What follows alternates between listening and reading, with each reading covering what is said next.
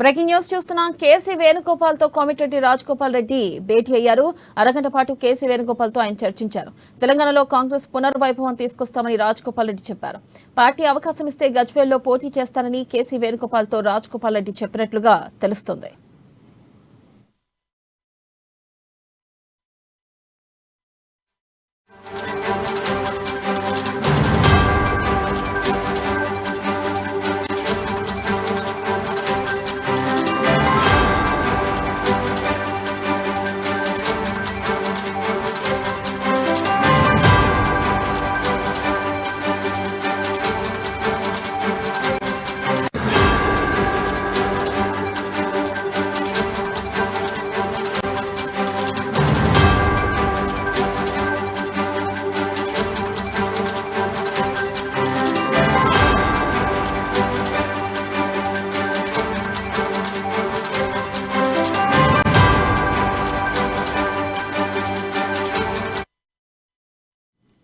Breaking news చూస్తున్నాం. KC Venugopal తో కోమటిరెడ్డి రాజగోపాల్ రెడ్డి భేటీ అయ్యారు. అరగంట పాటు కేసీ వేణుగోపాల్ తో ఆయన చర్చించారు. తెలంగాణలో కాంగ్రెస్ పునర్వైభవం తీసుకొస్తామని రాజగోపాల్ రెడ్డి చెప్పారు. అవకాశం ఇస్తే గజ్వేల్లో పోటీ చేస్తానని కేసీ వేణుగోపాల్ తో రాజగోపాల్ రెడ్డి చెప్పినట్లుగా తెలుస్తుంది. దీనిపై మరింత సమాచారాన్ని మా ప్రతినిధి రామకృష్ణ అందిస్తారు. రామకృష్ణ, చెప్పండి, మరి కేసీ వేణుగోపాల్ తో భేటీ అనంతరం మరి గజ్వేల్ టికెట్ రాజగోపాల్ రెడ్డికి ఇచ్చే అవకాశం ఉందంటారా? అప్డేట్స్ ఏంటి?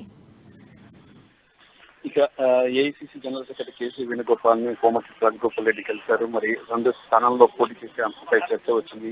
మునుగోడు గజ్వేల్ స్థానాల్లో పోటీ చేసేందుకు రాజగోపాల్ రెడ్డి సంసిద్ధత వ్యక్తం చేస్తున్న సమాచారం.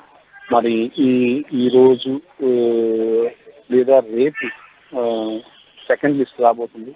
మరి సెకండ్ లిస్ట్ లో రాజగోపాల్ రెడ్డి పేరు రాకపోవచ్చు. 3వ లిస్ట్ లో రాజగోపాల్ రెడ్డి పేరు ఉంటుంది అంటున్నారు.